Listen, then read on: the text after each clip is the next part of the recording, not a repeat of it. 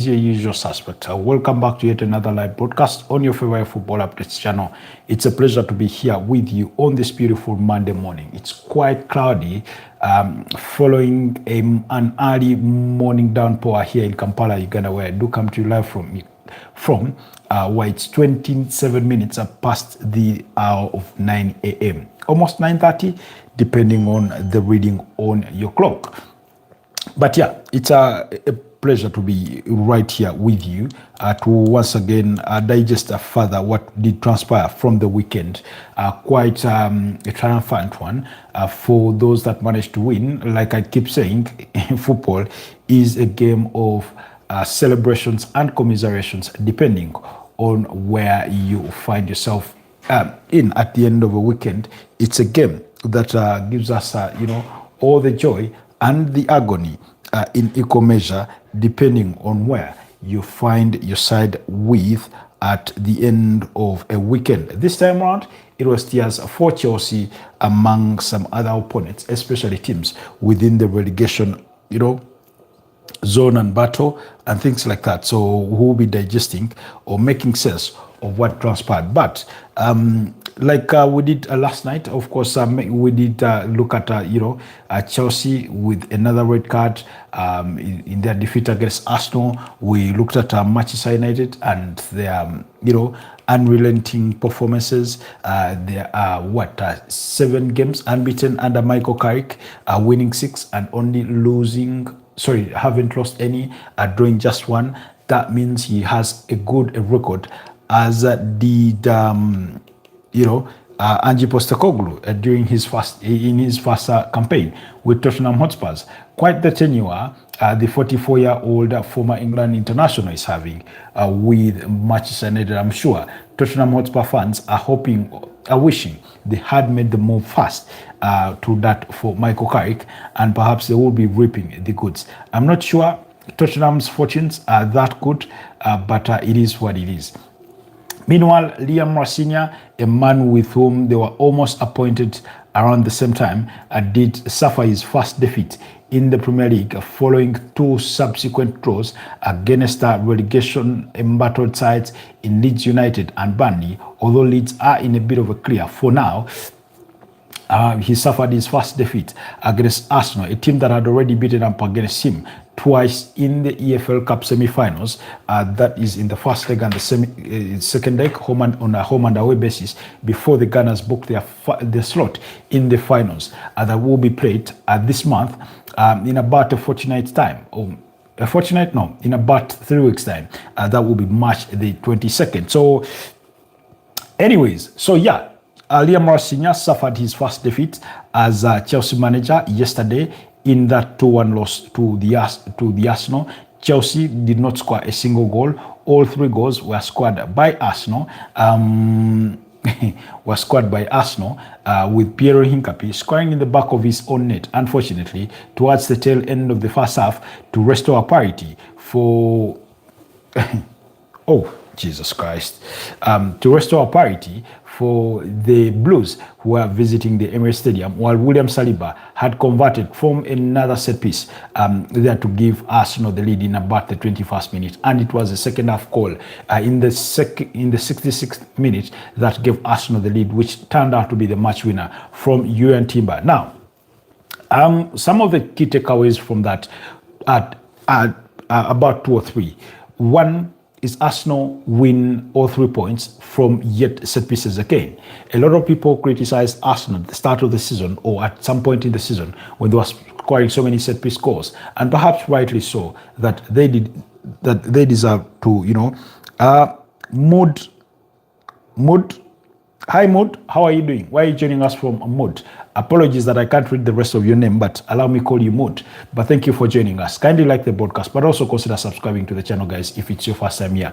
Thank you so much. So, a lot of people are criticizing Arsenal and saying it was unsustainable for them to rely on set pieces because they are in the running for the Premier League title. And it does make sense, the kind of argument they lay on the table.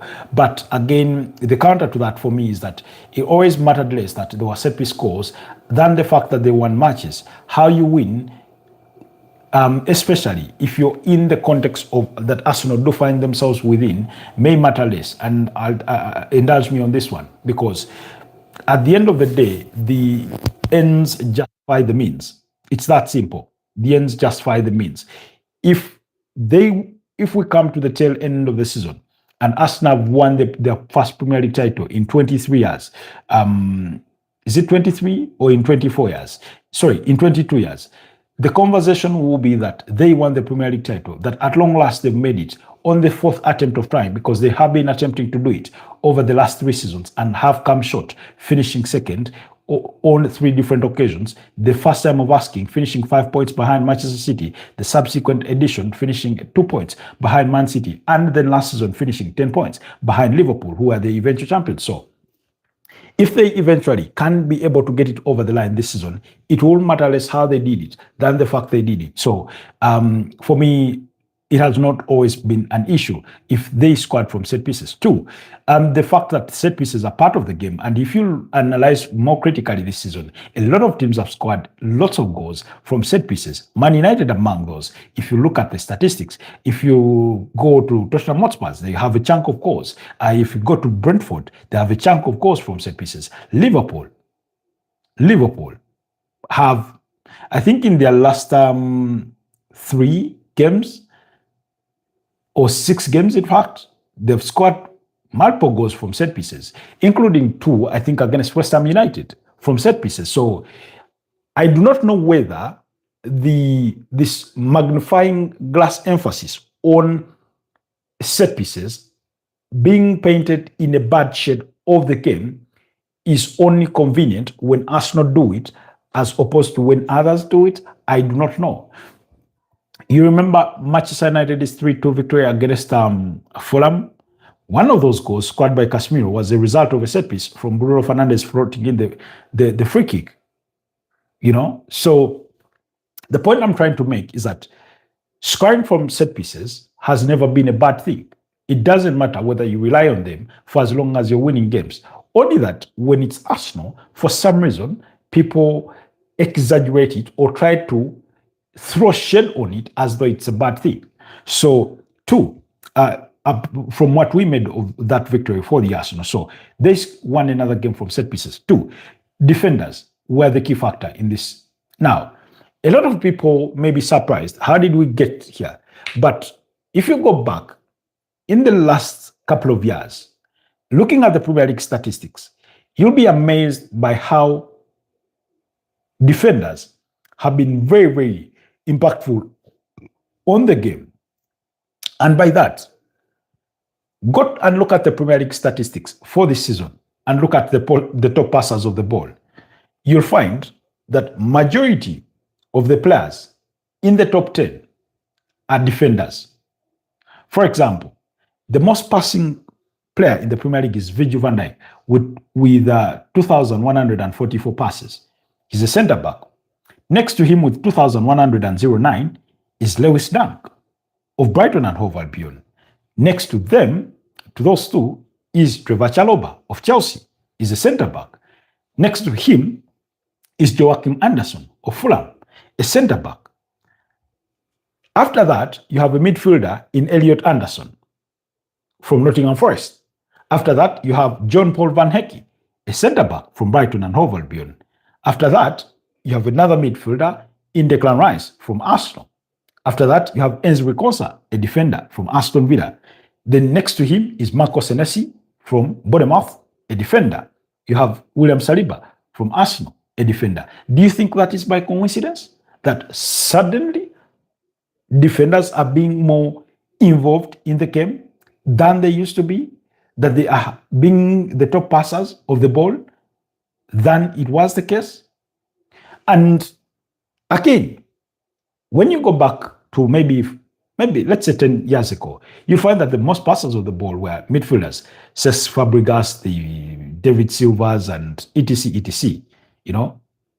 The Kevin De Bruyne's. Maybe you may not necessarily have to go as deep as 10 years ago. Maybe you could put it to around 5 years, 5, 6, 7 years. Thereabout.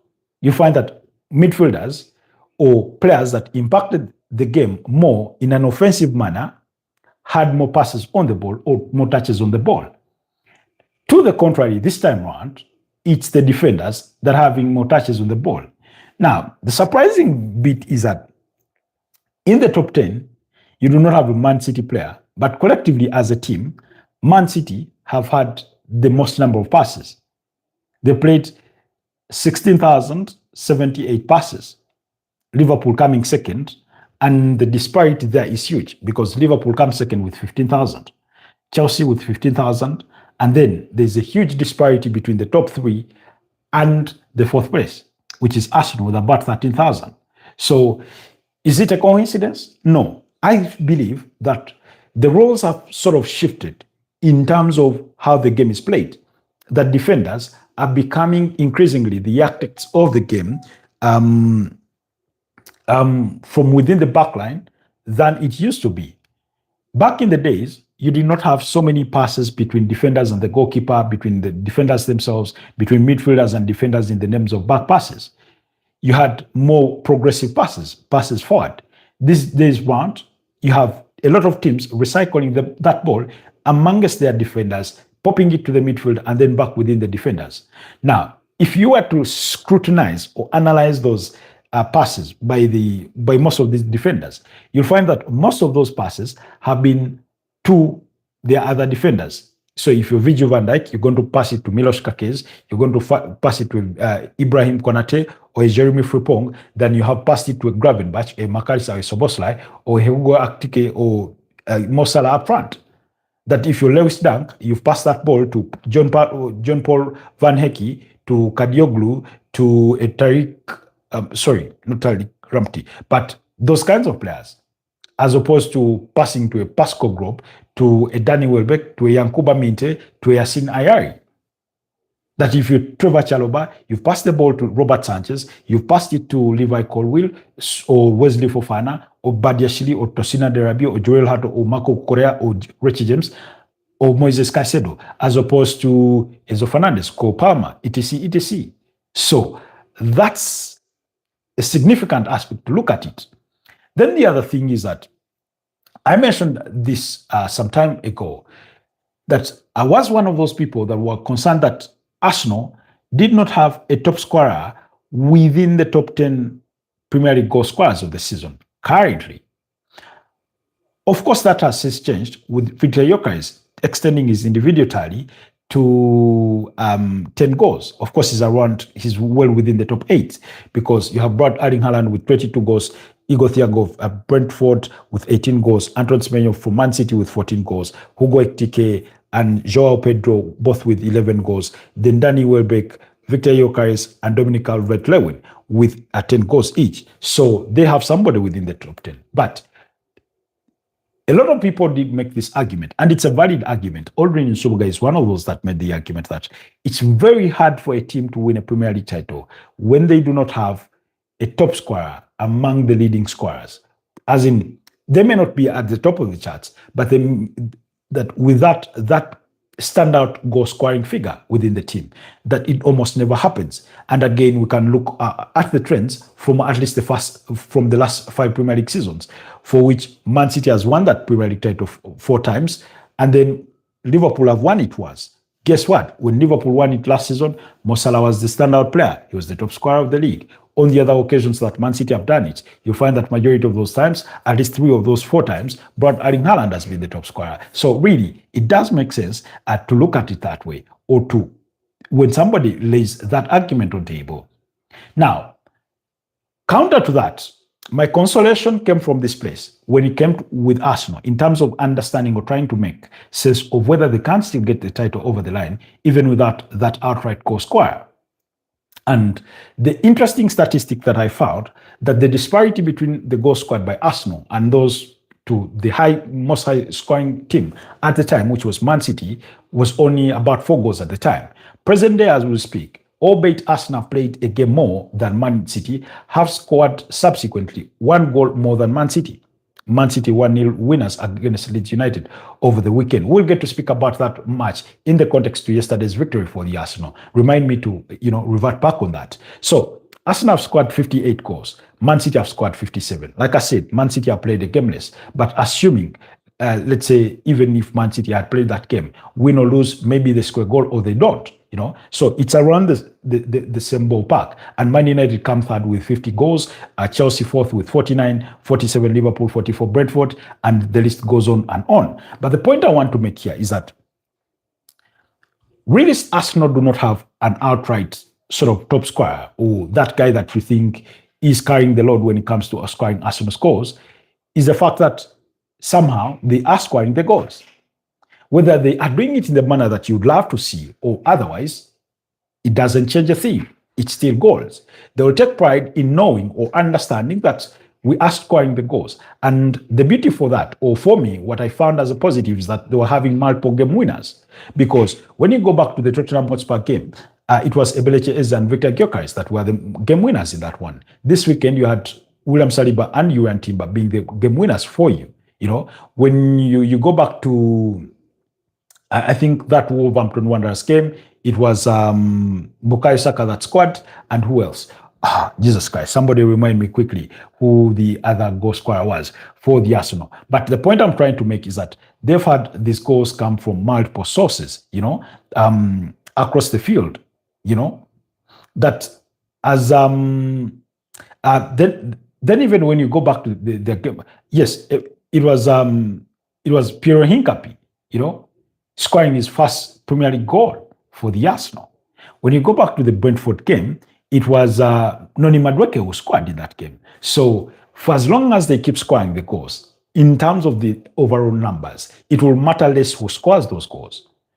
And like I keep saying, the mathematics for Arsenal is simple, as just much as it is for Manchester City, that all you need to do is win your remaining games and the Premier League title is yours. It is as simple as that. Figuratively speaking, of course, practically speaking, or in the implementation of it, as we have come to see, it's not always that simple. Man City had to grind it out in a 1-0 victory against Leeds United, while Arsenal had to grind it out against the 10-man Chelsea to win by 2-1.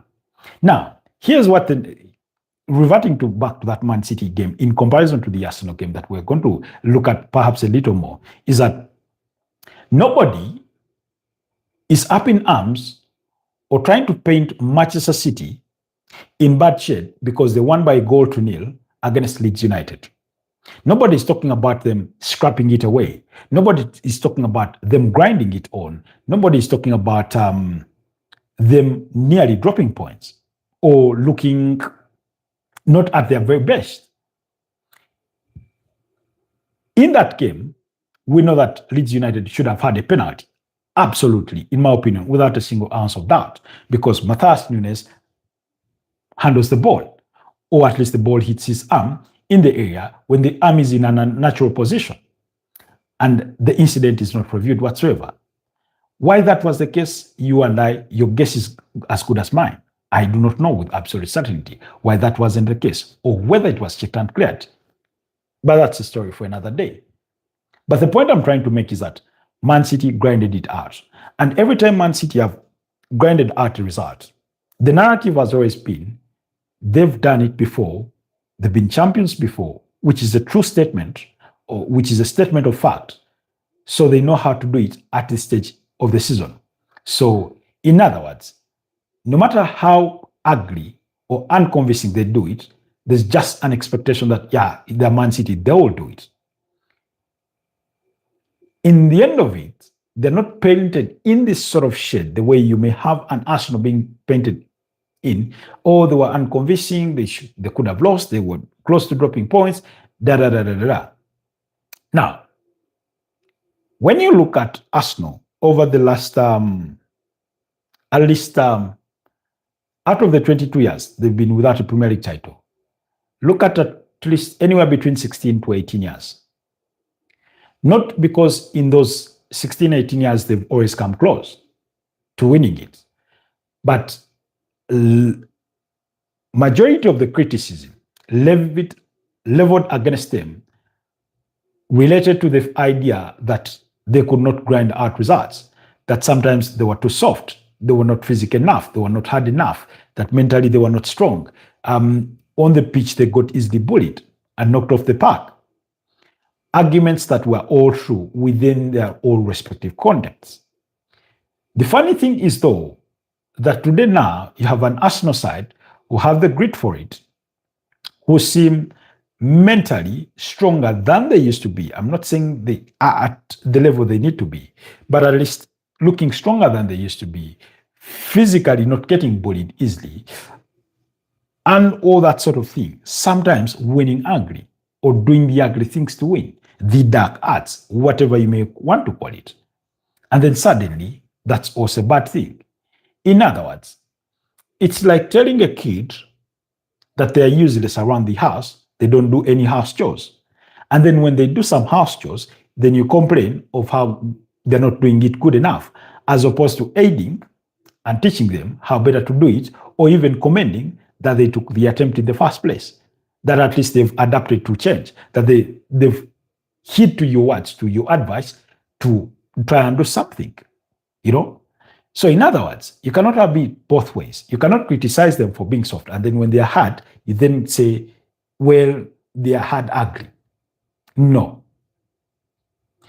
A beggar has no choice is often the phrase used. But in this particular case, you cannot ask Arsenal to be battle-hardened and decide how you want them to be battle-hardened. They will be battle-hardened in whichever form or shape they may see fit. Now, last night's victory for the Arsenal, or last evening's victory for the Arsenal against Chelsea, was far from convincing. That's the honest bit. It's a statement of fact, in my opinion, because I thought they had a game of two halves. A brilliant first half where they did not take their chances, their opportunities, with a delay, whether it was due to not taking a shot or not taking a shot early enough, taking an unnecessary extra touch, and things like that. Whatever the case is, they had a better first half. Second half, it was almost all over Chelsea. Besides Jurgen Timber's goal, it was almost over Chelsea. But the most important thing is that they won. Remember, after their stumble against Brentford in that 1-1 draw, and subsequently agonizingly disappointing against Wolverhampton Wanderers in a 2-2 draw. The reason as to why I use those words in particular, agonizingly disappointing, is because they led that game by 2-0 against the bottom side in the Premier League. Do not lecture me about how subsequently they've beaten up against Aston Villa, or how they forced Manchester United into a 1-1 draw. I do not want to hear that nonsense, that crap. No. They had a 2-0 lead. You're chasing a Premier League title. There should be no excuse whatsoever as to why you should be dropping 3 points from a winning position. That was complacency. That was pressure. And yesterday we did see the pressure piling on those Arsenal players. We could see that, because for me, David Raya was the man of the match.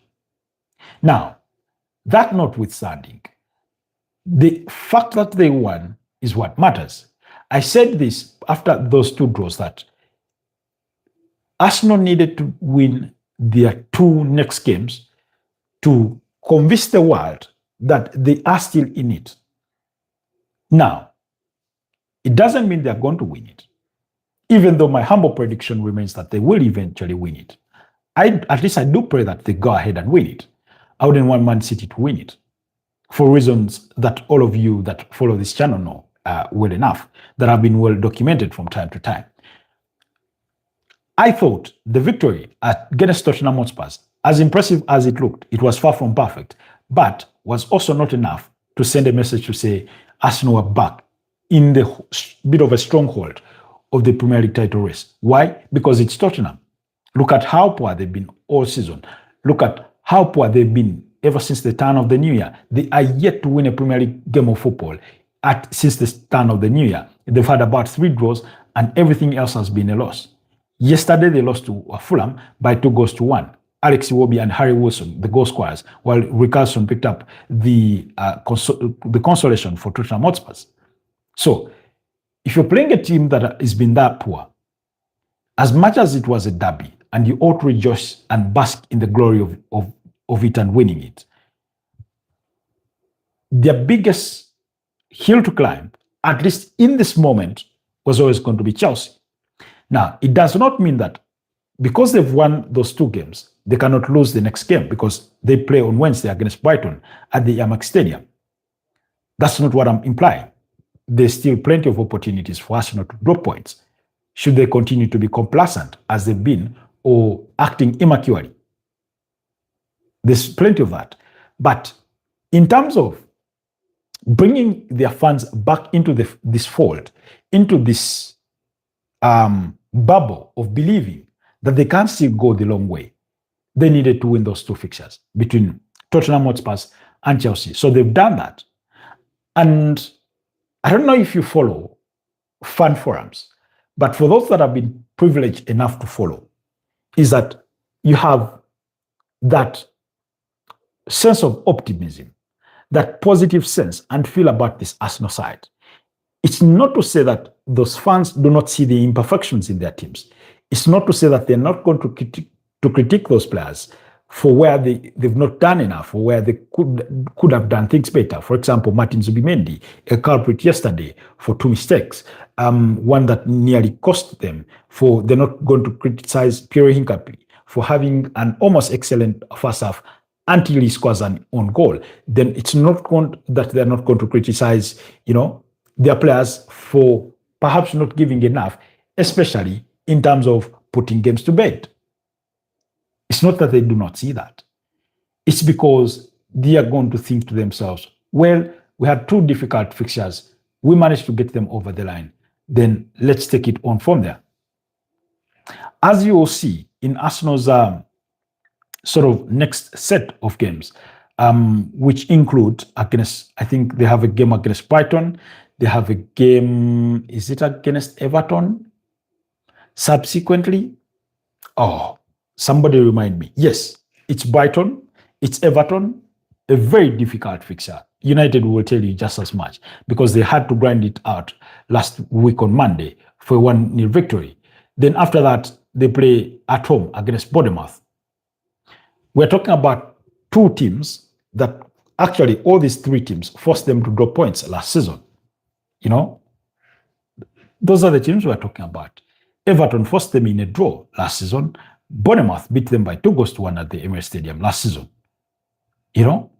Brighton at the Amex Stadium last season forced them into a 1-1 draw. In any case, it was a 1-1 draw home and away. So they equally need to win those games. They still need to convince their fans that they learned from their mistakes last season of dropping points against these kinds of teams, that they will try and get it over the line, that they will try and win those games and leave nothing to chance. But I thought those 2 victories were commendable for the Arsenal side. Now, the other thing I want to say about this Arsenal side is that Arsenal need to cut out the mistakes, because as good as they've been, as wanting as they've looked at sometimes, individual mistakes continue to cost them. They've conceded 22 goals so far this Premier League season, and 45.5% of those goals they've conceded 22 goals. 45.5% of those goals have come from individual mistakes or individual errors leading to goals. That means 10 out of 12 goals conceded. They've given away the ball. We saw Declan Rice versus Tottenham. We saw Gabriel Magalhaes versus Bournemouth. We saw Martin Zubimendi versus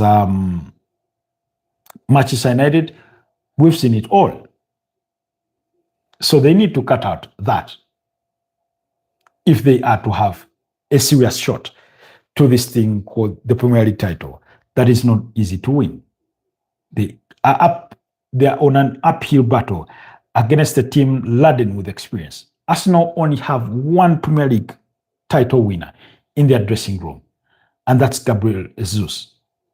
On the other side, Manchester City, for a team that we've often spoken about in relation to being in transition, have more than 10 players that have been in a dressing room that has won a Premier League title. Let's go through them. Ruben Diaz, Nathan Ake, John Stones, Matthias Nunes, Nico O'Reilly, Rodrigo Cascante, Mateo Kovacic, Bernardo Silva, Phil Foden, Jeremy Doku brought Erling Haaland.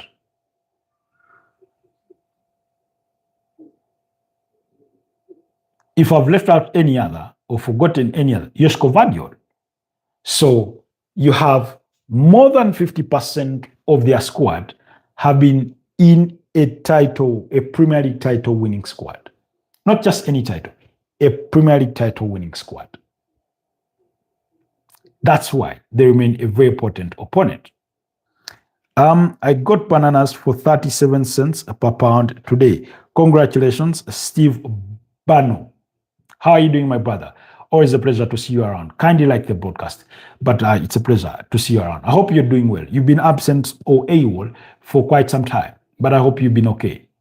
Anyways, guys, let's move on from the Arsenal story and everything all together.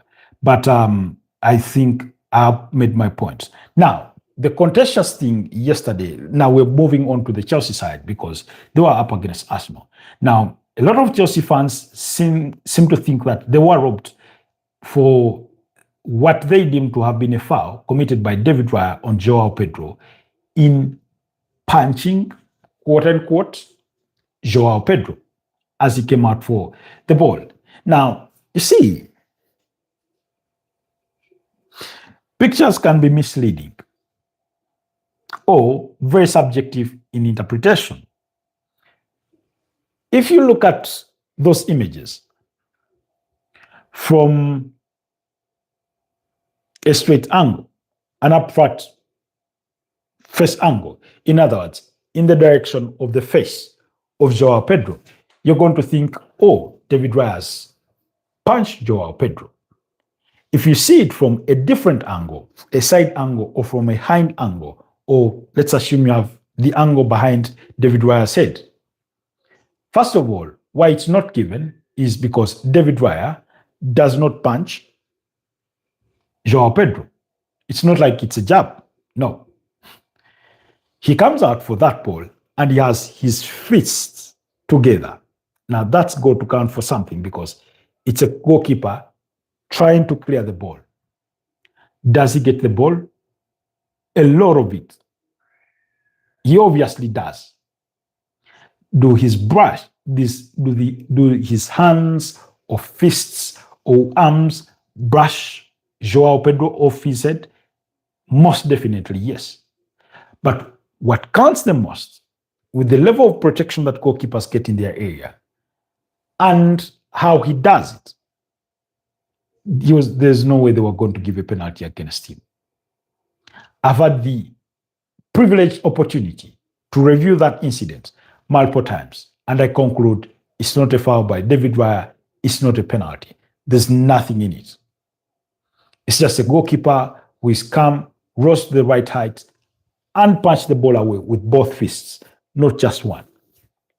So there's no foul there, really, Chelsea fans. For those of you that wanted to perhaps hear otherwise. So that's why that penalty was not given, or why there was no foul on that. Then the other thing I wanted to touch on is Pedro Neto. Now Chelsea have received 10 red cards this season. One of those 10 red cards was their former manager in Enzo Maresca. But across all competitions, they've received as many as 9 red cards to the players. Yesterday, it was Pedro Neto. Prior to that, against Burnley, it was Wesley Fofana.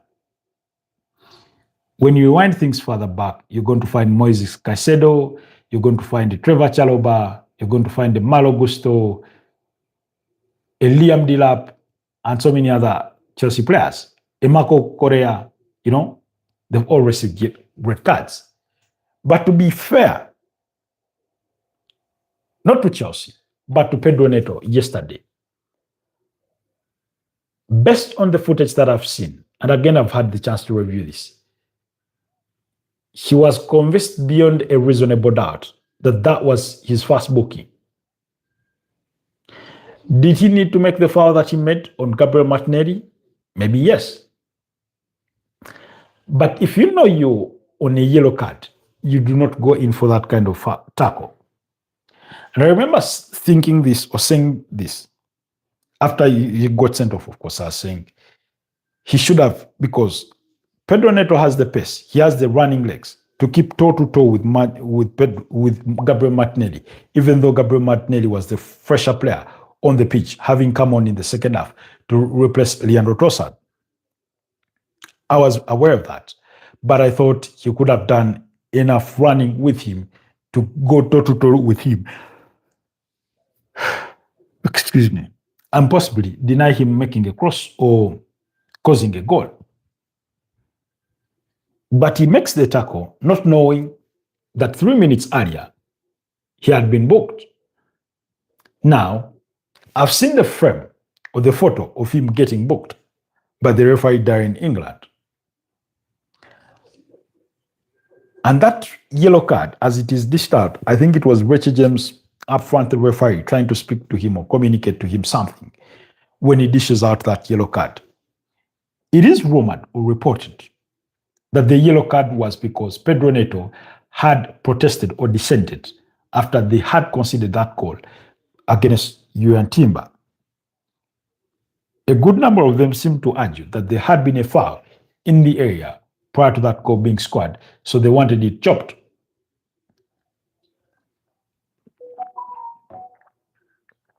Obviously, they were very unsuccessful in their appeals or in their cause for that repealing of the goal. So it did not stand. You know?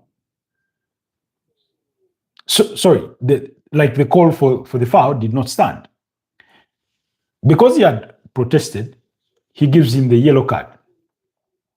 Where I want to be fair to Pedro Neto is that he's not looking at the referee as the referee dishes out that yellow card. You know? So he goes about his business. So when he commits the foul against Gabriel Martinelli, in his head is, well, it's not the worst of the world.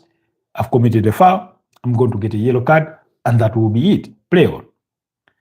To his surprise, ultimate surprise, disappointment, he's being shown a red card. And he's thinking to himself, that's my first yellow card. Why the hell are you sending me off? The referee is saying, you're supposed to go. And as he walking around the ground before he could exit, he was still in protest, wondering when he got booked. Well, he had been booked. Perhaps that reminded me of the incident that is often talked about Mikel Arteta, of how sometime last season he hired pickpocketers to go stealing wallets and phones from his players. And the message he wanted to send in that is that you ought to always be alert. You always have to be switched on, because that is what the game demands. So, had Pedro Neto been alert and always switched on, he would have known that he had gotten in the referee's book, and therefore he wouldn't have perhaps committed that foul that led to him getting a red card. So, there's that. But then also, are there underlying issues? Because that's a misnomer or an outlier in this whole thing. So then the question becomes, is there a discipline issue around Chelsea? Because, I mean, they have 10 red cards. Take out the one of Pedro Neto, and it's 9. Take the one out for Enzo Maresca, and it's still 8. That's one too many. That's one too many red cards, if we are being honest. And it's always going to be difficult to win games when you're always playing with the manless. It takes a toll on the other players. Remember, Arsenal were at the receiving end of a good number of red cards last season for Declan Rice, for Leandro Trossard, for Miles Lewis Kelly, like twice.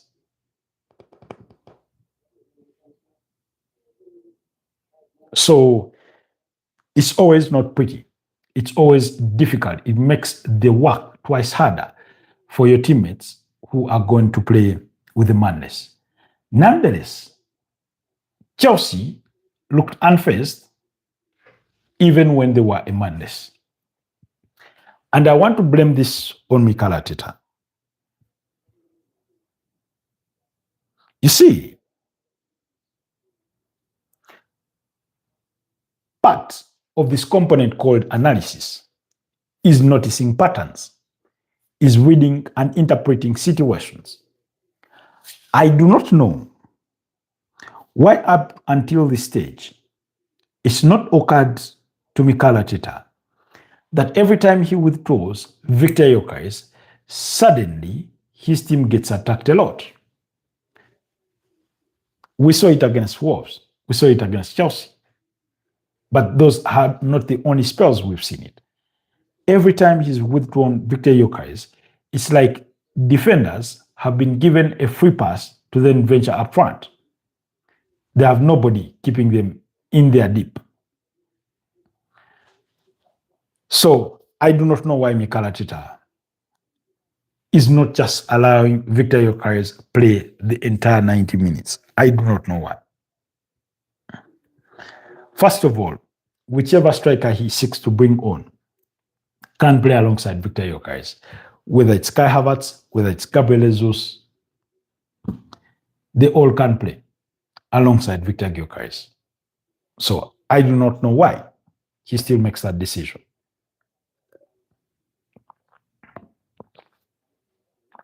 You know, but it is what it is. It is what it is. So we'll leave that at that. Anyways, let's move on. But Chelsea will need to check their discipline. They need to check their disciplinary issues when it comes to red cards and how they handle themselves. You know, they need to check on that, to cut that out. Still, about yesterday, guys, do not forget, today there's no Premier League game, there's no Monday Night Football, but tomorrow there are games returning, games coming for match day 29 of the Premier League. And as we head into those, it's because we're having midweek games on Tuesday, Wednesday, and Thursday, because over the weekend, which will be around the 7th and 8th of March, we'll be having FA Cup games at the 50th round, which is also the round of 16. I need to find out for you in a bit what those fixtures are for the FA Cup. You know, we're going to look at them in just a bit. Just indulge me. Yes, I have them here. So,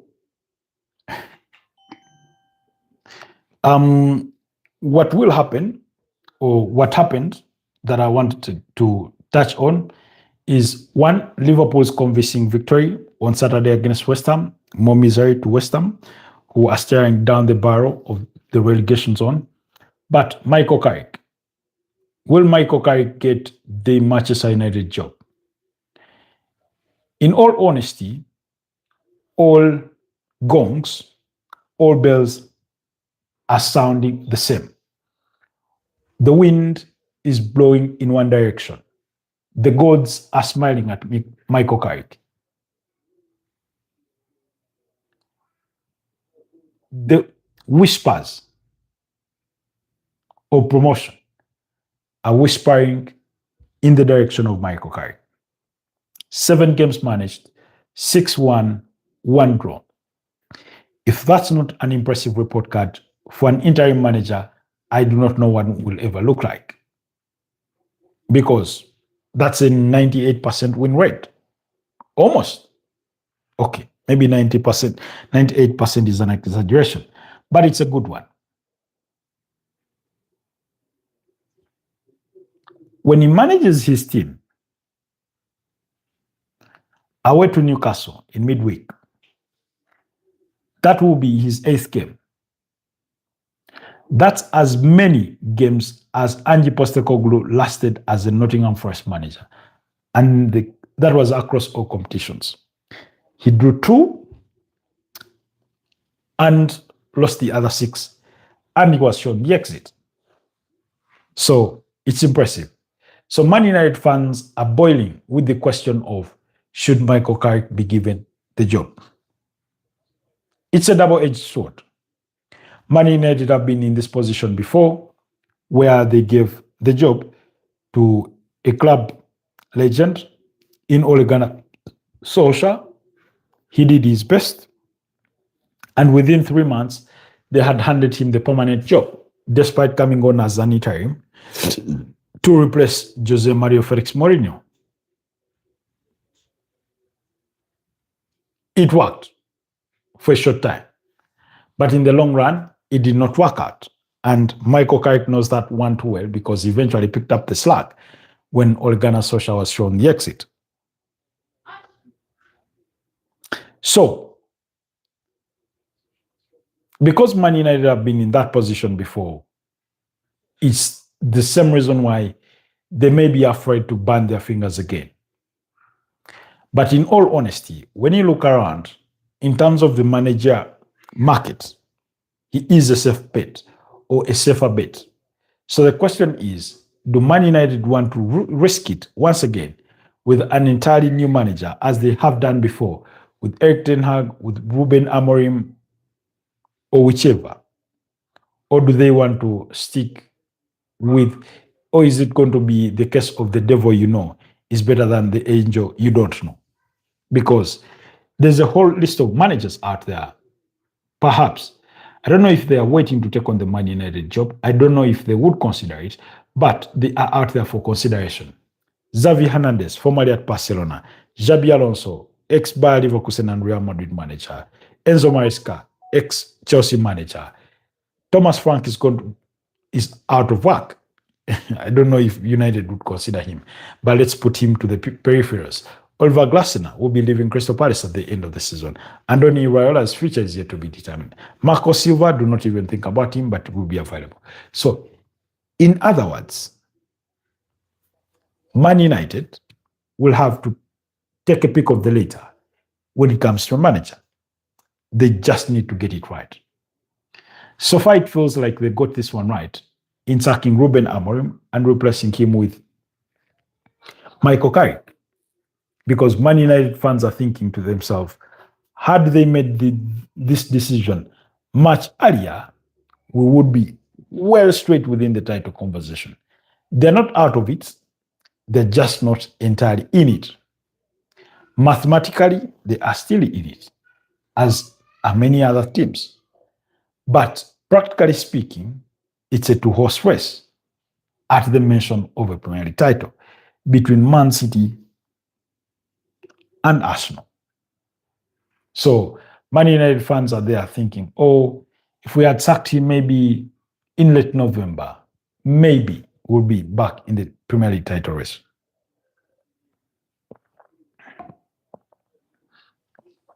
And I've already said this across the entire campaign, that as ugly as things may look for any particular team, it doesn't take much to change the fortunes of that team. All it takes is 4 or 5 consecutive wins. And suddenly, you'll go from looking the worst team in the Premier League to being one of the best. That's what is happening to Man United in this Michael Carrick sort of spell. They've not done many wonders or any wonders. Football in itself has been pretty basic. It's about winning. And yesterday they won in a controversial manner, in my opinion, because Maxence Lacroix, who had scored a brilliant header to give Crystal Palace the lead, turned villain on the other side with his tag on Matthias Cunha before he proceeds on and dives in the box for Crystal Palace to concede a red card for Maxence Lacroix fouling the last man, therefore denying a goal opportunity, but also conceding a penalty subsequently. I have no qualms about the red card. It's not in contention for me. What I did contest, or what I do contest, is the penalty. I've looked at the frame of that foul numerous times, and I still come back to the same conclusion, that it should have been a free kick. But perhaps that will be for the history makers to read about sometime or to learn. But it felt that way. Then Bruno Fernandes stepped up, scored from the penalty spot, and then later on provided the assist to Benjamin Sesko, which was his 13th assist of the season, as Benjamin Sesko headed into the back of the net beyond the reach of Dean Henderson to give Manchester United a 2-1 lead that eventually turned out to be the match winner. So, Team Man United, glory, glory, glory, Man United. The happy days are back. For how long they will be back for, only time will tell. Like I said, I do suspect he could be given the permanent role. And who knows what could happen next season. Anything can happen. Away from Man United, Tottenham Hotspur at the receiving end of a 2-1 beating. Harry Wilson, Alex Iwobi, the goal scorers for Marco Silva's side, whereas Richarlison scored the only consolation for Tottenham Hotspur. I've already said this about Tottenham Hotspur. Whether they look brilliant in a season, whether they look bad, whether they look mediocre, the final bend of the season was always one of the hardest for them. Their North London rivals in Arsenal have always had a difficult second last bend to the end of the Premier League season. That is anywhere between 15, 14 games left to play to about 8-7 games, final games of the season. So Tottenham continue to crumble, still winless under Igor Tudor, who is questioning the mentality of some of those players. About Tottenham Hotspurs, unfortunately, we have been here before. We have sung that song. We have drummed those drums. For those that care to listen, have listened. For those that don't, they still won't give a crap because they just can't win. Like I said, ever since the turn of the new year, they've not won a single game. So present day, it will be easy to fire some shots of aim against Igor Tudor, but he inherited that team. I have a feeling that there's going to come a point in Tottenham Hotspur fans' life that they will wish Thomas Frank was still at the team, at least to see out the season.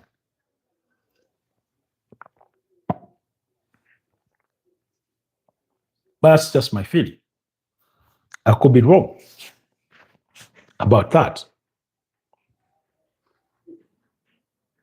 I could be wrong. You know? So, really, that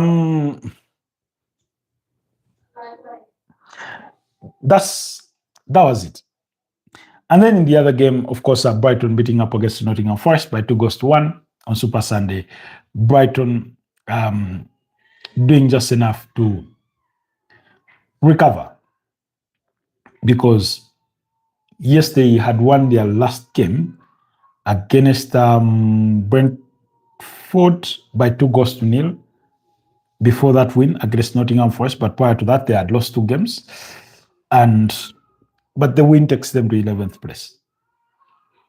So the Premier League table is one that I'm sure you already know of, but Arsenal lead with 64 points, 59 points is Man City with a game in hand, Man United with 51 points, as do Aston Villa in 4th place, 48 points for Liverpool, 45 for Chelsea, 43 for Brentford, 40 for Everton, 40 for Fulham, 39 for Bournemouth, 37 for Brighton, as do Sunderland, and Newcastle in 13th place with 36 points. Crystal Palace, 35 points in 14th place. Leeds with 31 points in 15th place. Tottenham Hotspur with 29 points in 16th place. Nottingham Forest with 27 points in 17th place. And in the relegation zone is West Ham with 25 points, 19 Burnley, and 13 Wolverhampton Wanderers. Anyways, guys, quickly.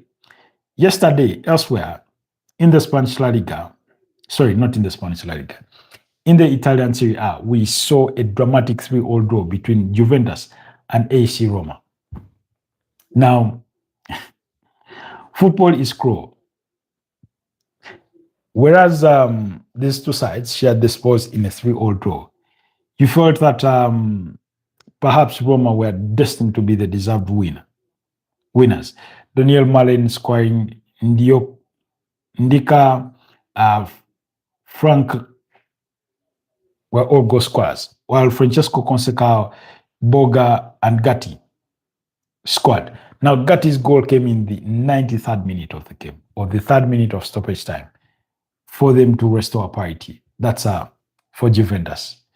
Juventus have had a poor run of spell, or a poor run of results. And I say that because you go to the UEFA Champions League, they lost to Galatasaray 5-2 in the playoffs first leg. They did well to recover in the second leg, led by 3-0 and conceded 2 in extra time, which saw them get knocked out 7-5 on aggregate. But I thought, especially, you go back to the Lazio game, 2-0 behind, they come from 2-0 down and rescue a point. It was not a pretty performance. They may have gotten robbed against Inter Milan to lose that game by 3-2, but it doesn't change the fact that they did not win. You know? So really, it's it's a bit of a difficult time from Luciano Spalletti with Juventus. And unfortunately, they no longer defend with the kind of grit they used to when they had Bazzagli, Bonucci, Cellini. They no longer have that grit in defense, and it's costing them, you know?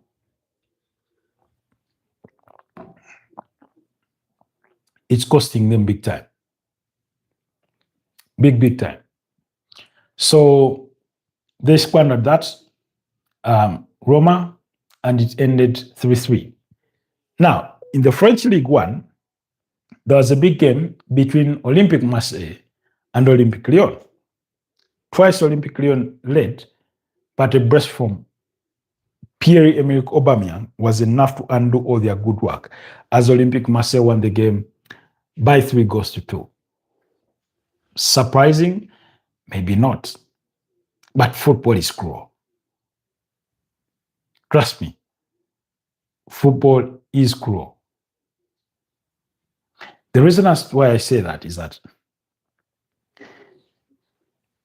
Marseille had that 3-1 lead. Sorry, Olympique Lyon had the 2-1 lead with 15 minutes left to play. Of course, a 1-goal advantage is always thin as a fish's skin. When I say fish skin, I mean that of a tilapia, not that of a Nile perch or a whale or whatever, a shark, you know? But it was that thick. Sorry, that thin. And so they ended up dropping, you know, all 3 points. So football is growing in the sense that you can be ready to celebrate your all 3 points, and before you know it, they are snatched away from you. I'm sure Arsenal fans can relate to that. So those were the 2 big games that I thought I should touch on from the weekend. We gave you all the other results from yesterday. Then today, in the Spanish La Liga, there's a game between Getafe away to Real Madrid. In the Italian Serie A, Pisa against Bologna, Udinese against Fiorentina.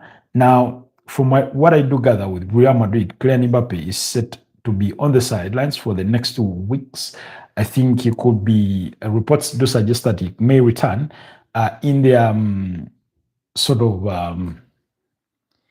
in their trip to the Etihad Stadium in the UEFA Champions League. So he has a knee issue. Dinhausen has a thigh issue. Danny Ceballos with the calf issue. Jude Bellingham with the thigh injury. Raul Asensio with the neck injury. Eder Militao with the thigh injury. Rodrigo Goes with a hamstring, while Eduardo Camavinga has a toothache. So that implies that here's how Real Madrid could assemble. Hi, LFC. Good to have you back.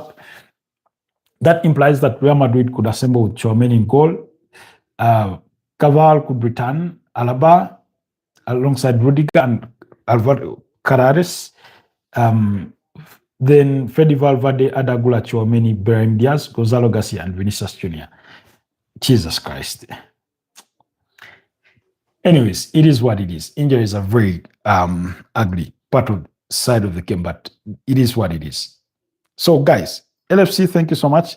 Steve Bono, Mood, and every single one of you that has been part of this morning broadcast. I wish to say thank you so much. Look forward to doing this again with you. Have yourselves a wonderful rest of the day and a blessed new month ahead, a blessed new week. Keep it locked on the Football Tribe UG channel, and I'll see you guys next time. Bye-bye for now. Stay blessed.